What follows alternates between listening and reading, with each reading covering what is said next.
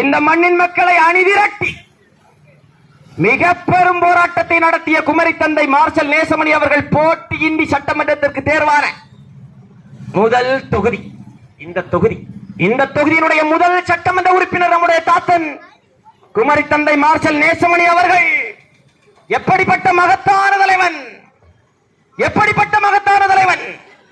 இந்திய நாடாளுமன்றத்தில் தன்னந்தனி நபராக மார்ஷல் நேசமணி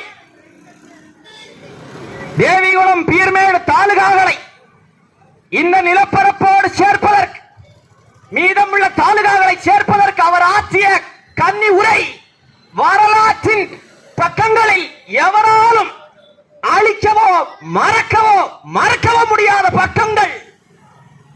அப்படி நாடாளுமன்றத்தையே குலுங்க செய்த மார்ஷல் நேசமணி அவர்களை சட்டமன்றத்திற்கு அனுப்பிய இந்த தொகுதி மக்கள் இன்றைக்கு யாரை சட்டமன்றத்திற்கு அனுப்பி கொண்டிருக்கிறோம்? யாரை அனுப்பி இருக்கிறோம்?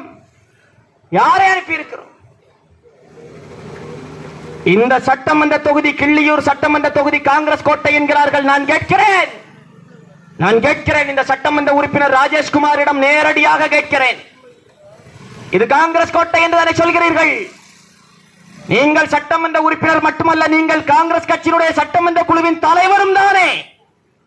பக்கத்தில் தானே இருக்கு உங்களுடைய வீடு, இந்த தொகுதி தானே. நீங்கள் சட்டமன்ற உறுப்பினராக இருந்த காலகட்டத்தில், இல்லை உங்களுக்கு முன்பாக இந்த மண்ணில் உங்கள் கட்சியினர் சட்டமன்ற உறுப்பினராக இருந்த போது இந்த கிள்ளியூர் தொகுதிக்கு நீங்கள் கொண்டு வந்த அரசு கல்லூரிகளினுடைய எண்ணிக்கை என்ன? எத்தனை அரசு கல்லூரிகளை கொண்டு வந்தீர்கள்? பதில் சொல்ல வேண்டும், பதில் சொல்லணும்.